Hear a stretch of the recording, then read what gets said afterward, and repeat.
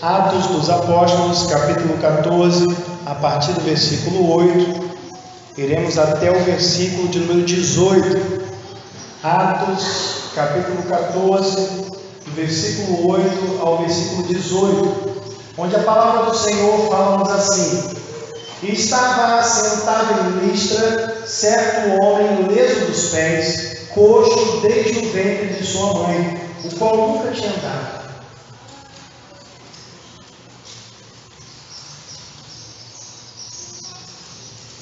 E este ouviu falar Paulo, que fixando nele os olhos e vendo que tinha fé para ser curado, disse em voz alta: Levanta-te direito sobre teus pés. E ele saltou e andou. E as multidões, vendo o que Paulo fizera, levantaram a sua voz, dizendo em língua licaônica: Fizeram-se os deuses semelhantes aos homens, e desceram até nós. E chamavam Júpiter a Barnabé e Mercúrio a Paulo, porque este era o que falava. E o sacerdote de Júpiter, cujo templo estava em frente da cidade, trazendo para a entrada da porta touros e grinaldas, queria com a multidão sacrificar-lhes. Ouvindo, porém, isto, os apóstolos Barnabé e Paulo rasgaram as suas vestes e saltaram para o meio da multidão, clamando e dizendo: Senhores, por que fazem essas coisas? Nós também somos homens como vós, sujeitos às mesmas paixões, e vos anunciamos que vos convertais dessas vaidades ao Deus vivo, que fez o céu e a terra e o mar e tudo quanto há neles, o qual nos tempos passados deixou andar todas as nações em seus próprios caminhos. E contudo não se deixou a si mesmo sem testemunho, beneficiando-vos lá no céu, dando-vos chuva e tempos frutíferos, enchendo de mantimento e de alegria os vossos corações. E dizendo isto, com dificuldade impediram que as multidões se sacrificassem. Vamos orar. Senhor, te glorificamos, te exaltamos, ó Deus, porque a tua palavra, ó Deus, ela é para nós de fato a referência, a única regra. Ó Deus, é para nós, ó Pai, a tua revelação. Cremos nisso, ó Deus, cremos que o Senhor mesmo conduziu todo o processo, Pai, chamado de inspiração. Ó Deus, nós cremos, Senhor, que Tu estiveste, Pai, em cada momento da história da salvação, atuando de forma efetiva, de modo, Senhor, que agora cremos também que Tu estás conosco, porque a Tua palavra assim nos garante. Sendo assim, ó Deus, rogamos ao Senhor que nos diriges, de modo, Pai, que possamos compreender aquilo que diz a Tua santa palavra, que possamos, ó Deus, fazer essa exposição, ó Pai, e destacando os princípios eternos que o Senhor já revelou e que cada um de nós, ó Deus, venhamos a refletir, Pai, e pô-los em prática para a glória do Teu nome. Ó Deus, é o que eu peço e desde já te agradeço em nome de Jesus. Amém. Você pode se assentar. Irmãos, conhecer os personagens bíblicos é algo muito importante, né? Nós, quando crianças, né, as crianças da nossa igreja têm essa oportunidade, porque há muitas brincadeiras, há muitas atividades que visam destacar personagens bíblicos. Por exemplo, o Christian, embora ainda não estude assim efetivamente, ele já tem uma ideia mais ou menos aí de quem foi Davi, né? Porque ele assiste lá a musiquinha lá do Três Palavrinhas, que fala de Davi, né? Davi derrubando Golias e tal. Então, pelo menos se passar aquele desenho lá, ele vai conseguir identificar que é o desenho que ele conhece, e o desenho está falando de Davi. Então, algum contato ele já está tendo com os personagens bíblicos. Da mesma forma, nós precisamos ter esse contato a fim de que possamos compreender o texto bíblico, porque sem saber quem são os personagens e qual é o assunto tratado pelo texto, às vezes fica difícil nós compreendermos. Por isso, irmãos, entendendo que os personagens são fundamentais para a compreensão do texto, eu quero destacar nesta manhã os personagens da narrativa que nós lemos. Quero falar com os irmãos nesta manhã sobre Deus o homem sem Cristo e o servo de Deus. Deus, o homem sem Cristo e o servo de Deus. É exatamente sobre isso que vamos discorrer nesta manhã. E a primeira coisa que quero destacar é que Deus, o primeiro personagem, o personagem central das Escrituras, Deus, ele faz milagres com um propósito maior. Deus faz milagres com um propósito maior. Esse texto contém a narrativa de um milagre. Olha que interessante, né? Há quem pense a respeito dos milagres que os milagres são o propósito maior. Ou seja, que Deus existe para fazer milagres. Pessoas que pensam assim, que Deus, o negócio dele é fazer milagres. Ele enviou Jesus para morrer na cruz para que ele pudesse fazer milagres. Mas, na verdade, nós percebemos que antes mesmo da crucificação de Jesus, milagres já aconteciam. Então, Deus não enviou Jesus para morrer na cruz para realizar milagres, porque Deus, ele faz o que quer, na hora que quer. Ele não precisava da crucificação para realizar milagres. Mas o que nós percebemos, irmãos, é que o propósito maior não pode ser os milagres. Porque se o propósito maior, a finalidade de Deus fosse fazer milagres, então, irmãos, haveria uma contradição. Era mais fácil Deus fazer com que nós não nascêssemos doentes. Se o propósito é nos curar, curar todo mundo, que todos sejam curados, acabar com os problemas de todo mundo, então era melhor que nós não nascêssemos doentes, não nascêssemos com problemas respiratórios e tal. Mas, irmãos, no texto que nós lemos, nós nos deparamos aqui com um homem que, curiosamente, nascera coxo. O homem nasceu aleijado, nasceu paralítico. Aí é importante que a gente reflita. Pensa comigo, será que esse era o único homem paralítico de Listra, da cidade de Listra? O que o irmão acha? Será que só tinha ele? Porque ele foi o único coxo curado ali. Só tinha ele? É óbvio que não, irmãos. Se hoje, se a gente pensar aí, irmãos, quantas pessoas os irmãos conhecem na cadeira de rodas? Hoje aí, só aqui nas nossas redondezas. Os irmãos com certeza conhecem mais de uma, né? Mais de uma. Imagina aquele tempo, e hoje nós temos um avanço da medicina, temos maior tecnologia, mas nós vemos várias pessoas na cadeira de roda, que naquele tempo seriam considerados os coxos. Não importa a enfermidade, não estava andando, era coxo. Mas esse aqui especificamente era leso dos pés. Bom, mas ele não era o único coxo de Listra, mas foi aqui o único curado. Irmãos, Jesus, ele não curou todos os cegos, Jesus não curou todos os coxos, assim como os apóstolos não o fizeram. Porque, veja bem, se o milagre fosse o propósito maior, Jesus teria curado todas as pessoas, mas ele curava apenas alguns. Assim como os apóstolos também, eles foram instrumentos de Deus para a cura de alguns. Então o milagre não era o propósito maior, havia um propósito acima do milagre, algo mais importante que o milagre, e esse sim era para todas as pessoas. Então veja bem, qual foi a primeira ação de Deus na cidade de Listra?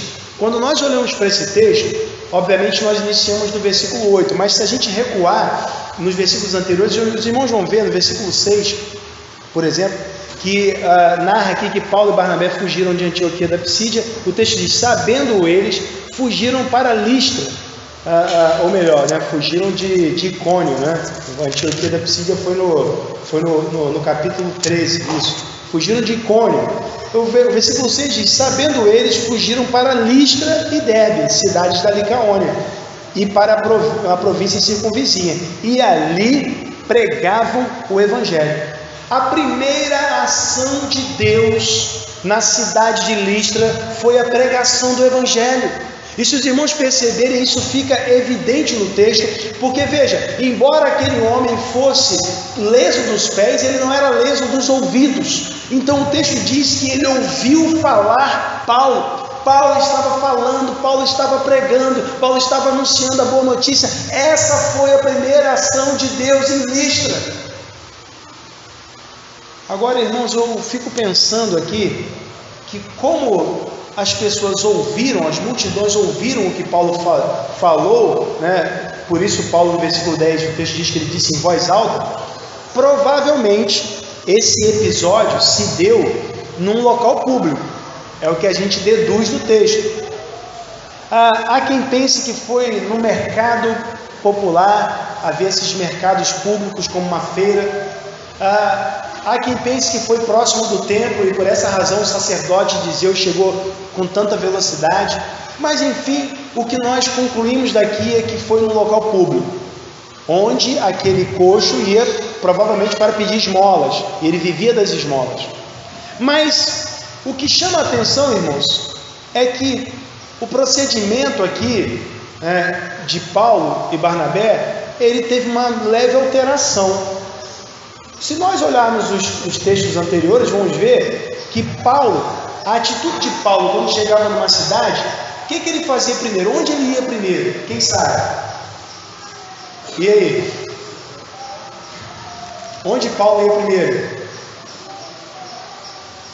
O irmão já falou, o irmão Henri lá, mas eu quero ver se mais alguém lembra aí. Na sinagoga, muito bem, né? Então, ele ia na sinagoga. Só que agora chegou em Listra, ele não foi na sinagoga. Por que ele não foi na sinagoga? Provavelmente porque não havia sinagoga. A arqueologia, inclusive, nunca encontrou vestígios de uma sinagoga na cidade de Listra. Provavelmente não havia. Mas tinha judeu lá? Provavelmente.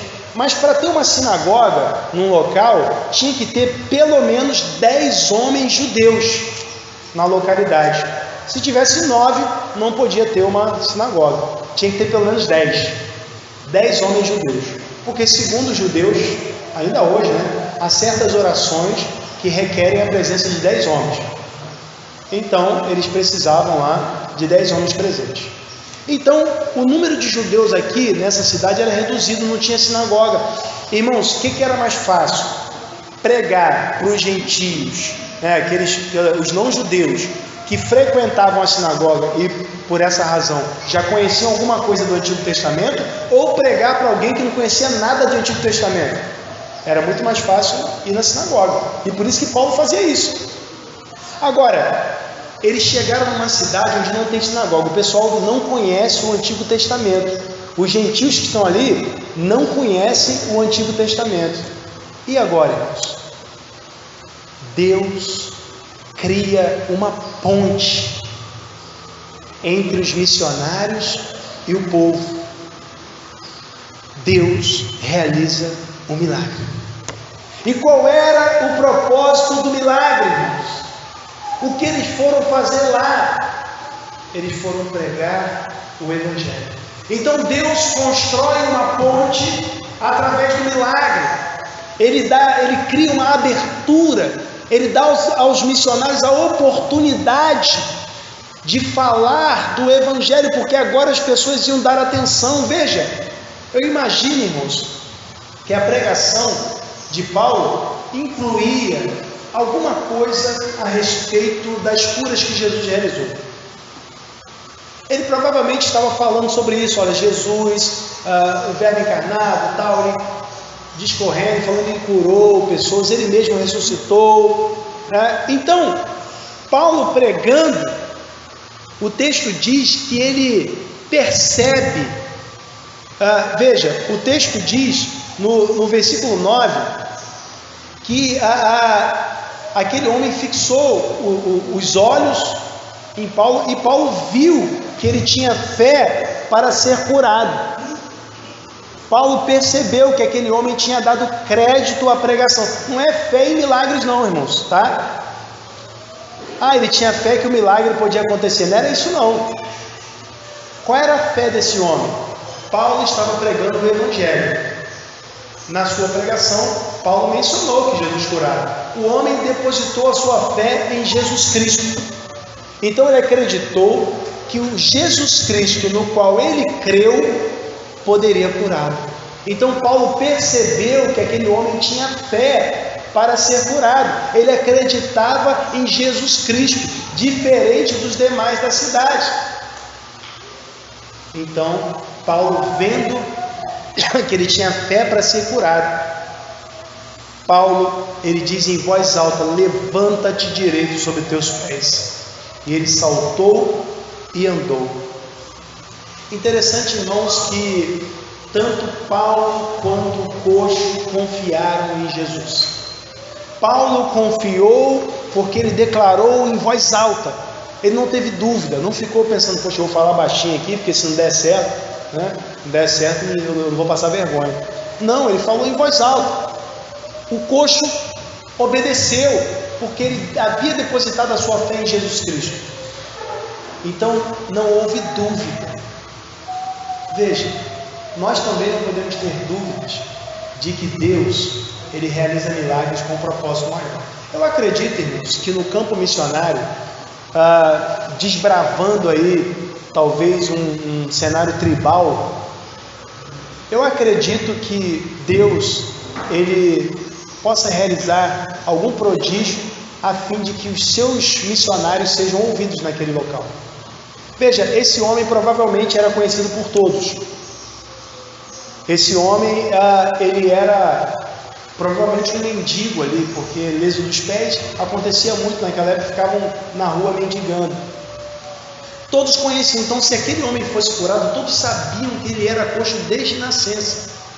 Se aquele homem fosse curado, as pessoas diziam: poxa, peraí, então o que esse camarada está falando faz sentido, hein? Então, o milagre, ele naquele momento deu abertura para que a pregação fosse anunciada e aos olhos de alguns autenticou a mensagem. Veja, irmãos, nós também, diante da mensagem do Evangelho, nós também não podemos ter dúvidas. Paulo, ele não teve dúvidas, o coxo não teve dúvidas, nós também não podemos duvidar. Cremos que Deus é o Todo-Poderoso, mas sabemos que Deus é livre e Ele faz o que quer. Nesse momento aqui, aprove a Deus realizar um milagre, mas houve outros momentos que Deus não realizou milagres. Houve pessoas que permaneceram com enfermidades, por exemplo, Timóteo tinha enfermidades estomacais. Então, Deus, ele realiza milagres com um propósito maior. Porque Deus sabia aqui que o milagre proporcionaria a ocasião para que o Evangelho fosse ouvido. E Deus, sabendo disso, Deus, ele realiza o milagre. Irmãos, Deus, como já disse Einstein, Deus não joga dados com o universo. Deus, ele não faz apostas. Então, vou fazer esse milagre aqui, vamos ver se vai dar certo, né? Vai que cola, vamos ver, sei lá, né? Deus não está fazendo apostas, ele tem certeza do que faz. Deus, ele realiza os milagres com o propósito que ele sabe que vai alcançar. Não é uma alternativa, talvez, não é uma aposta, não vou ver aqui, não. Ele tem certeza. Então ele realizou o milagre com um propósito específico. Por isso que alguém pergunta às vezes: poxa, pastor, por que Jesus não vem, se manifesta com raios, com coisa aí e tal, para todo mundo ver e crer? Irmãos, Deus bem sabe que mesmo que Jesus aparecesse flutuando e jogando raios por aí, muitas pessoas não iriam crer. Jesus esteve encarnado no primeiro século, realizou milagres, ressuscitou mortos, caminhou sobre as águas e teve gente que não creu. Imagine só, dentre aqueles que o viram caminhar sobre as águas, estava aquele que o traiu. Então os milagres não podem salvar as pessoas. No máximo, eles vão fazer com que elas possam dar ouvidos, mas eles não vão salvá-las. Muita gente não crê, mesmo vendo milagres. Então não é por aí. Bom, a segunda coisa que eu quero destacar, irmãos, sobre essa temática, Deus, o homem sem Cristo, o servo de Deus, o servo do Senhor, é que o homem sem Cristo, embora Deus realize milagres com um propósito maior, o homem sem Cristo, ele cria ídolos. O homem sem Cristo cria ídolos. Vejam o que o texto diz. Diante do milagre, o que as multidões fizeram, irmãos? Os judeus, talvez, eles encarassem o milagre de outra maneira.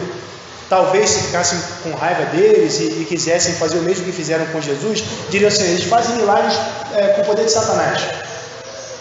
Mas alguns iam pensar assim: poxa, isso aí é um milagre, Deus é quem faz milagres.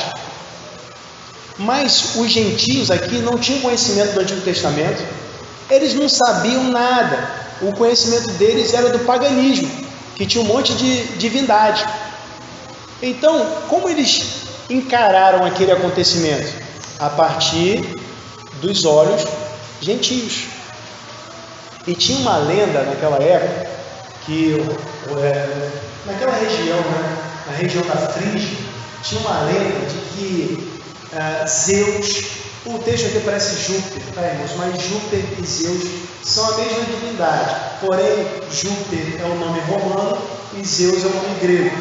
Então Zeus e Hermes, que aqui aparece como Mercúrio, mas Hermes e Mercúrio também é a mesma coisa.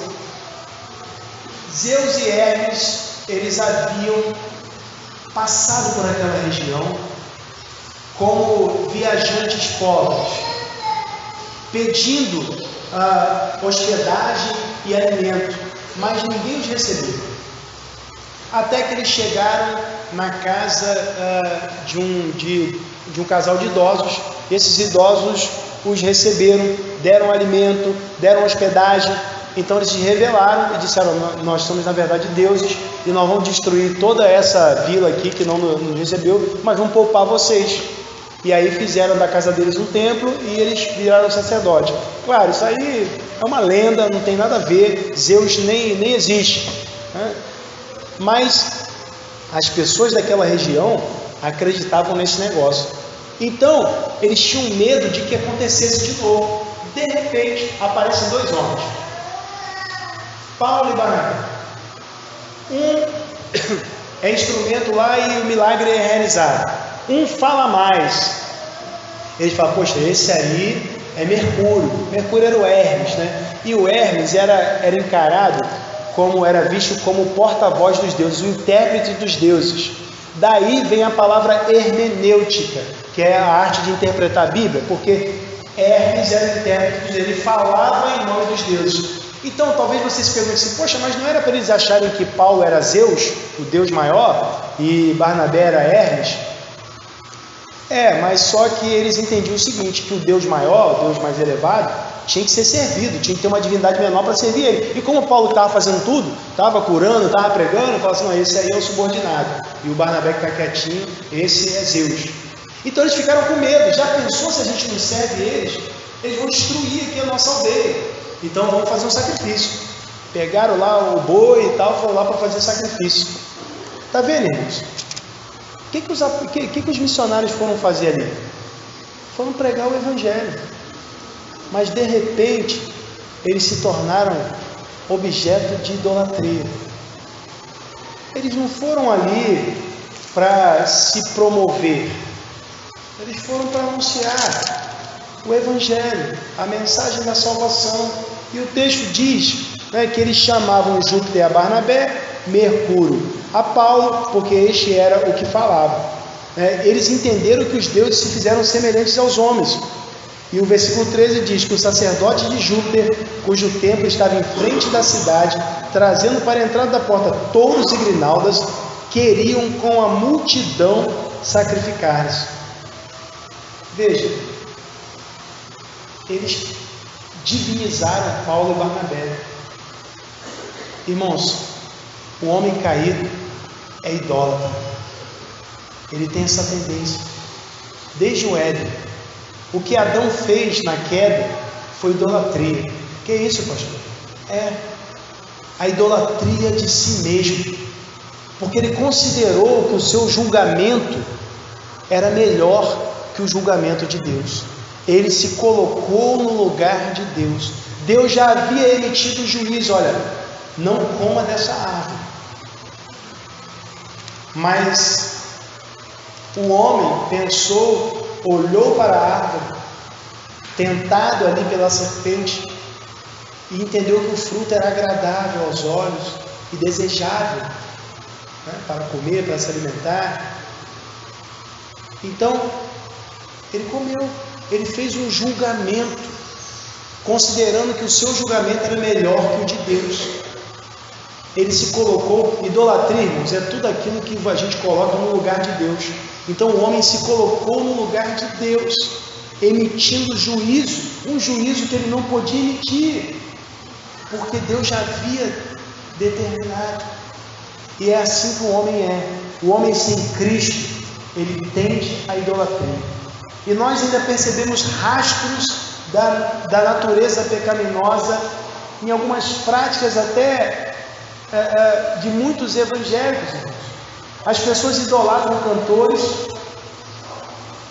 Às vezes nós vemos em shows gospel as pessoas se portando como as pessoas do mundo, chorando, e só por de repente chegar próximo de um cantor, se aproximar, aquela coisa, gritaria. É idolatria. As pessoas idolatram, irmãos, até mesmo pregadores. Não, fulano falou, aí agora tem valor, né? Fulano falou. Mas para nós a Bíblia é a regra. As pessoas idolatram sistemas teológicos, calvinismo, né? E na atualidade é um sistema muito idolatrado. Muita gente idolatra e é o referencial máximo da verdade, né? Se você não é calvinista, meu irmão, então tem alguma coisa errada. As pessoas veneram o que o calvinismo falou é regra. Não, é o que a Bíblia diz. Pouco importa calvinismo, arminianismo, o que quer que seja. Para nós o que importa é o que a Bíblia diz. Não o sistema. Às vezes acontece a idolatria de um sistema teológico. Acontece também, irmãos, a idolatria da nossa vontade. Queremos do nosso jeito. Às vezes a Bíblia diz de outro jeito, mas as pessoas fecham os olhos para a Bíblia. Quantas vezes nós já não ouvimos isso, irmãos? Vai falar de submissão numa reunião de mulheres e vai ver se não tem uma assim: pastor, não é bem assim não. Minha irmã, mas está escrito, não é bem assim não. Mas está dizendo. Não importa se a Bíblia diz, o que importa é a minha vontade. Então isso também é idolatria, porque a minha vontade é o pecado de Adão, né?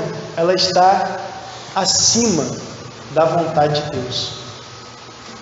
Também as pessoas idolatram a prosperidade financeira. E não digo isso me referindo apenas à teologia da prosperidade, essas ideias de que vai ficar rico porque você foi ao culto e participou de um ritual. Não é só isso não. Às vezes as pessoas estão em busca da prosperidade financeira a qualquer custo, se matam de trabalhar e pouco se importa até mesmo com as práticas devocionais, não leem mais a Bíblia, não oram, não cultuam. O mais importante é ganhar dinheiro e construir e comprar.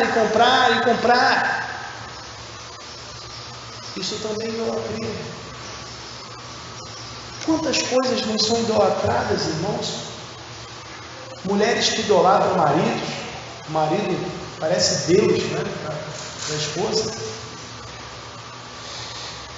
de modo que a esposa, teve uma vez que eu ouvi uma mulher dizendo, né, ela questionou lá uns evangélicos que foram levar consolo e tal, por ocasião do falecimento do esposo.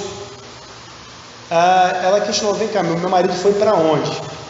Aí eles: não tem como saber e tal. Não, olha só, ele era ateu, estava com ele até o último momento, ele continuou sendo ateu. Foi para onde? Aí eles: poxa, a Bíblia diz que aquele que não crê em Cristo vai para o inferno. Então ela falou: então é para o inferno que eu quero ir. Não quero ir para o céu, não. Quero ficar com ele. E a gente percebe, né, os extremos. Essas coisas acontecem, mas isso parece uma ilustração, né? Parece algo fantasioso, mas aconteceu. Acontece. Então, veja, o homem, ele cria ídolos. Às vezes, até o próprio pai, né? Nossos pais se tornam ídolos para nós. Mas a gente precisa entender, irmãos, que nós podemos adorar somente a Deus. Não temos que adorar homens. E esse texto é extremamente oportuno, irmãos, porque nós não devemos nem fazer imagens, nem nos portar diante de imagens. Nós não podemos consentir com esse tipo de coisa. Porque Paulo, aclamado como santo, Paulo, ele mesmo não quis receber adoração.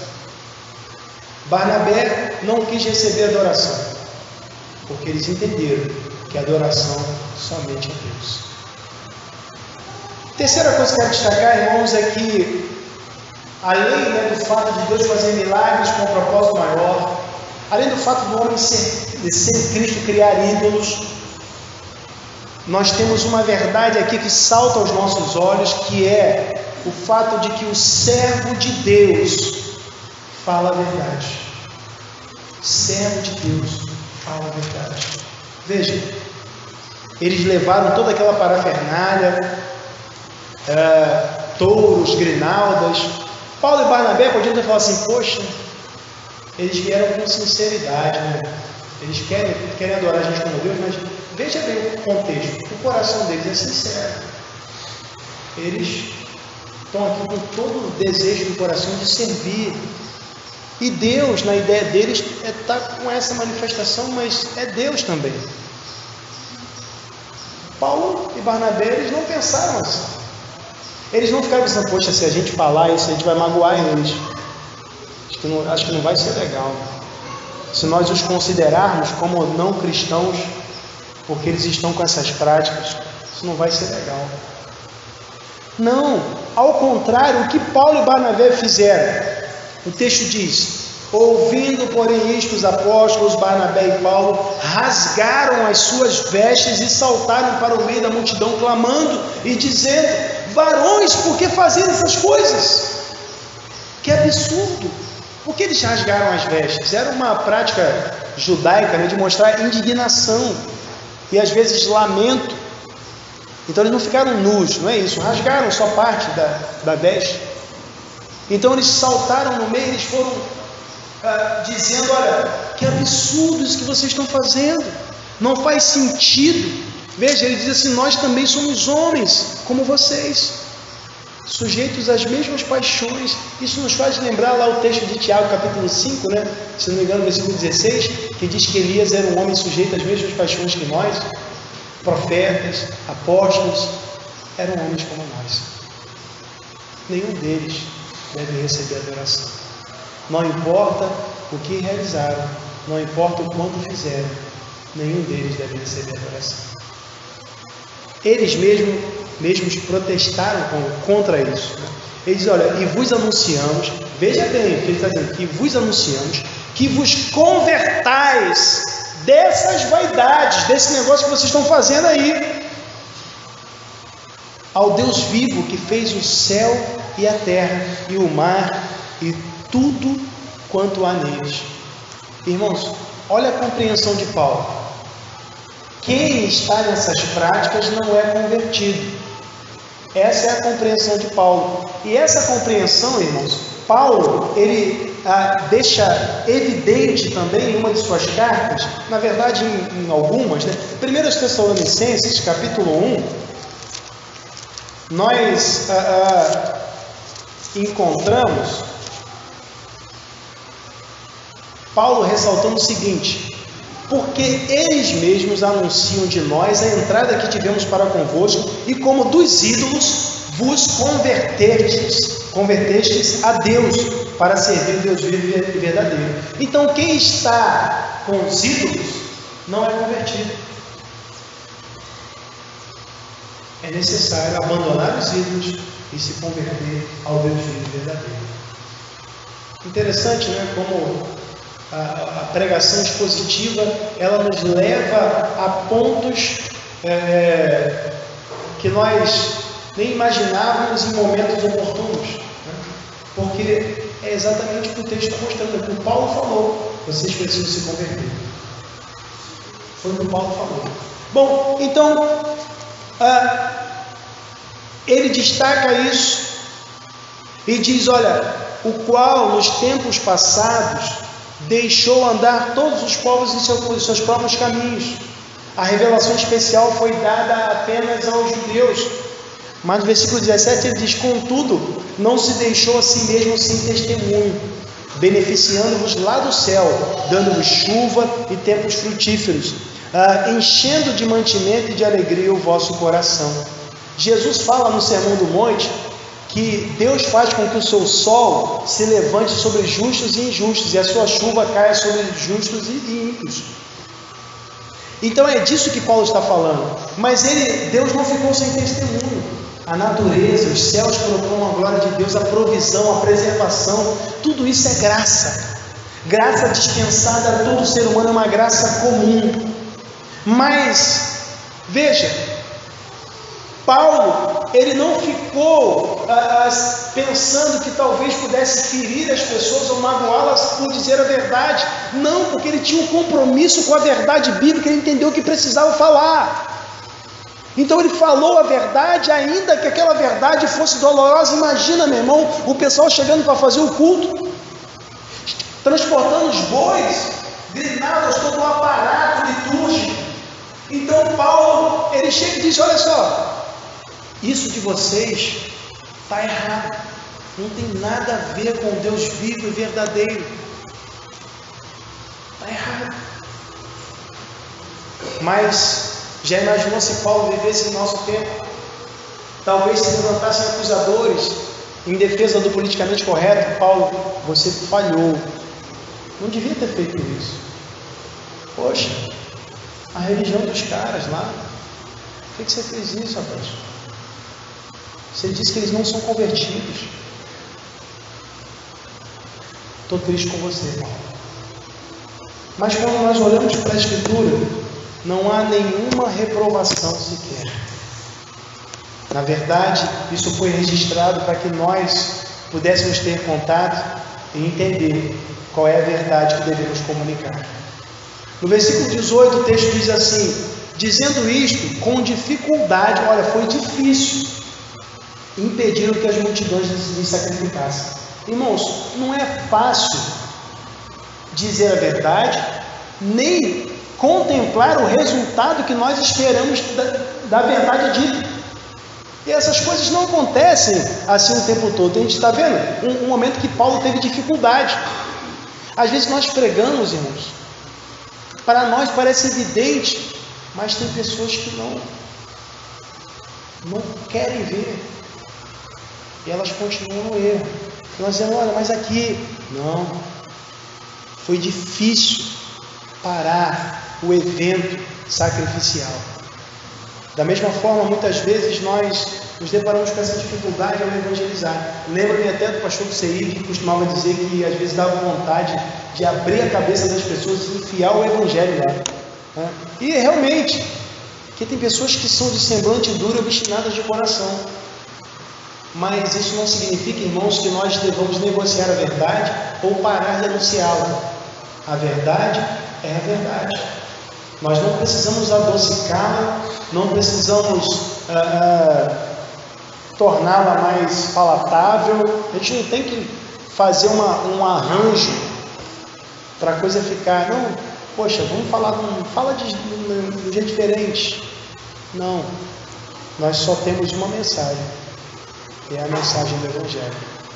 Foi essa mensagem que Paulo e Barnabé foram pregar ali em Listra. O milagre que aconteceu foi apenas um meio para que essa mensagem, que era o fim, pudesse ser anunciada.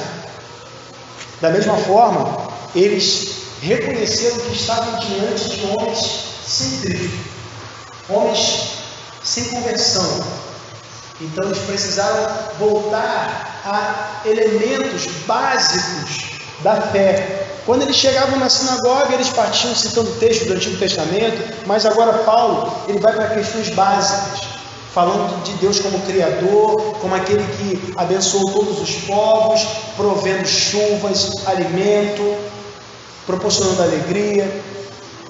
Mas ele destaca, mesmo assim, a necessidade da conversão. Nós viemos aqui pregar, é o que ele diz no versículo 15, nós viemos aqui pregar, né, para que vocês se convertam dessas vaidades. Não é para vocês acharem bonito, não, é para conversão, porque vocês não são convertidos. Foi isso que Paulo quis dizer. Então, o que nós concluímos a partir daí, irmãos? Deus faz milagres com um propósito maior, e o propósito maior é a pregação do Evangelho. O homem sem Cristo, ele cria ídolos, mas nós, servos de Deus, nós não podemos trilhar esse caminho, e muito menos podemos deixar de falar a verdade diante dos criadores de ídolos.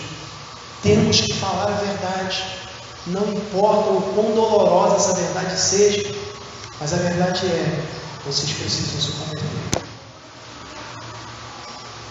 Porque o homem de Deus, o servo do Senhor, ele fala a verdade, não a negocia. Se é verdade, diga-nos a verdade, porque não podemos falar algo que seja diferente dessa verdade. É difícil às vezes, como foi difícil para Paulo e Barnabé, foi trabalhoso, mas é o que temos de fazer. É a missão que o Senhor nos confiou: pregar o Evangelho a toda criatura. Essa é a verdade que temos que anunciar. Vamos lá. Senhor, te damos graças pelo privilégio de lermos a Tua Palavra, podermos refletir, Pai, sobre o que ela nos ensina. Eu peço a Ti, ó Pai, que Tu continues a falar conosco de forma profunda, de modo que aquilo que foi aqui ressaltado venha também ser praticado. Que possamos comunicar essa verdade, ó Deus, sem medo. Que possamos entender, Pai, que embora, ó Deus, nós lidemos com pessoas, ó Pai, que têm práticas semelhantes, ó Deus, e as amemos por amá-las, temos de falar do Evangelho. Ó Pai, então dá-nos forças, ó Pai, para que assim façamos e possamos compreender que esse é o propósito maior. Que os milagres, na verdade, não são, mas o propósito maior é a pregação do Evangelho. Sempre foi. E por essa razão, ó Deus, nós te glorificamos, porque tivemos a oportunidade de ouvir essa mensagem e pedimos agora que Tu nos use para que possamos também pregar. Ó Deus, é o que nós pedimos e desde já te agradecemos em nome de Jesus. Amém.